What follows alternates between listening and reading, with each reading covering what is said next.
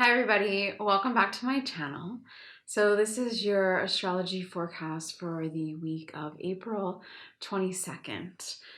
So we've currently transitioned into Taurus season, meaning the sun is in the Taurus constellation, which is a very grounding energy, right? So really feel into that throughout the next 4 weeks and recalibrate your center. As far as the moon goes, we're in a waning moon period. We had our full moon last Friday, and so now we're a waning moon all week, which is leading up to a new beginning in 2 weeks with the new moon. But for this time period, it's really a time of release, of letting go, of shifting, and we have a lot of aspects going on in the stars to help facilitate this shifting. But you can kind of think of everything being themed with this element of release and letting go this week and next week. So I'll go into the moon transits in a bit, but we have some major aspects we're working with throughout the week. The first being the sun is conjunct Uranus in Taurus. So conjunct just means they're together in the sky. So if we looked into the sky, they're kind of overlapping. Uranus is the planet of change, right? Sort of shakes things up to the very core and shifts things. Uranus kind of creates little earthquakes, especially in Taurus, because Taurus is this earth energy. And with the sun really governs our core personality. So it's really sort of this time of allowing things that aren't your core to be shaken free and to be released. And maybe these are, identity traits or something we've ascribed to or, we've identified with in some way, but perhaps really isn't us at our core.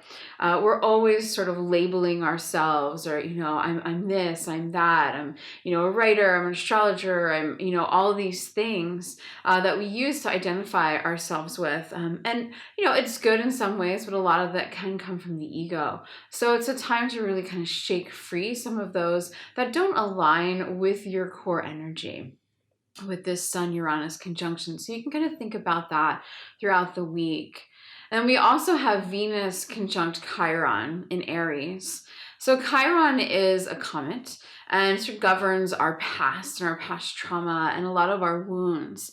Venus is the planet of love. So it's a time to really have compassion and forgiveness for your past and for your wounds. And from this place of love and compassion, sort of release the past and make space for the future. And then the last major aspect we're working with is the Saturn, which is in Capricorn, conjunct the South Node. So again, they're together. The South Node governs where we've been, right? It governs our past. So here we are again dealing with our past. It's lessons we've already known and that we've already mastered in many ways, right? North Node, which always sits in opposition, which is in Cancer, is actually where we're headed, right? It represents where we're going. Both as a collective, as a society, and on a personal level. But South Node really represents what we already know. Saturn is the planet of commitments, right? So Saturn rules our commitments, our responsibilities. And conjunct the South Node is really asking us, what commitments can we let go of? What commitments don't nourish our destiny? What are we committed to that perhaps is the past and is no longer applicable to right now? And as we free up our commitments to the past, we make space for commitments to our future. So we have these three really working together. Saturn, Venus, Uranus, all with their different conjunctions, really working together to help us release the past, release commitments, and release things that don't really belong to our core this week. So these are all questions you can really ask yourself, like what may you be committed or attached to that's no longer true, or maybe blocking your future? What pieces of identity are you attached to that may be blocking the next version of you or who you can become? And what past or pieces of the past, even trauma, are you attached to that you can let go with love and forgiveness? So think about all of those throughout the week. And then we also have our moon transits, right, which affect our emotional body. So today, Monday, we have the moon in Sagittarius. which is all about adventure, right? And rewriting the stories of our life. So again, here we have this opportunity to let go of things that are no longer true to us, of stories that are no longer true. And then rewrite our future, or at least create space to write a new story and a new adventure. Sagittarius is all about embracing adventures. So it's like, what adventures do you want to let go of to make space for new ones? Tomorrow, Tuesday, we'll have the moon moving into Capricorn. Capricorn, I always like to say, do some work on when the moon is in Capricorn. Capricorn really inspires us to focus and sort of makes hard tasks easier. So if you have a big project or a big to-do list item this week, do it while the moon is in Capricorn, which will be tomorrow, Wednesday, and Thursday. Right? So that sort of focuses our emotional body. On Wednesday, we'll continue with the moon in Capricorn, and then we have Pluto stationing retrograde. So another retrograde, we currently have Jupiter retrograde, which I have a blog about. I'll put that link for you here. I'm preparing another blog on Pluto retrograde, which I'll put up probably Tuesday or Wednesday, so you can look out for that.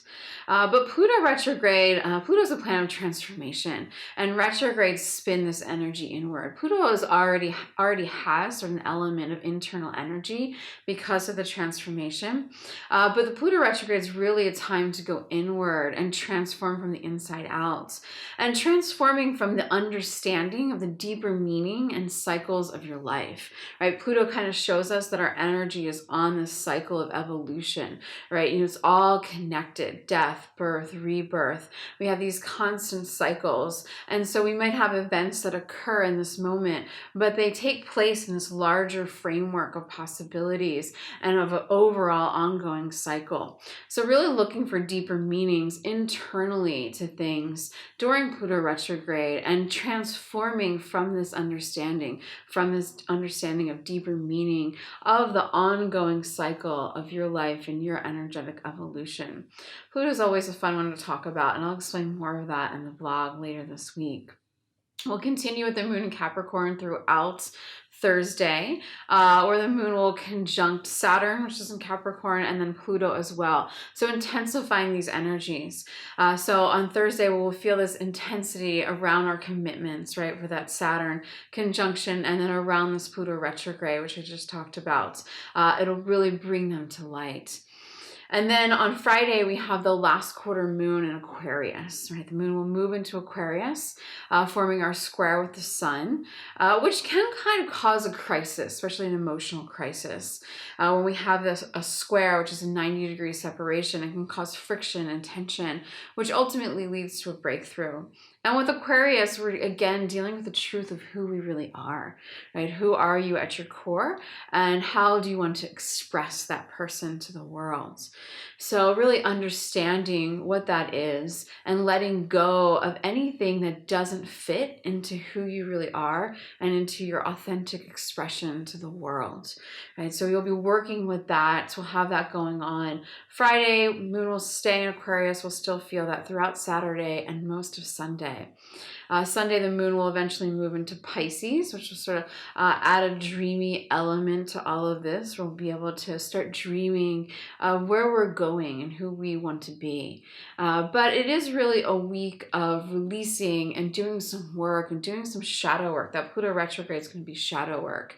And we'll have that moon in Capricorn to help facilitate doing work.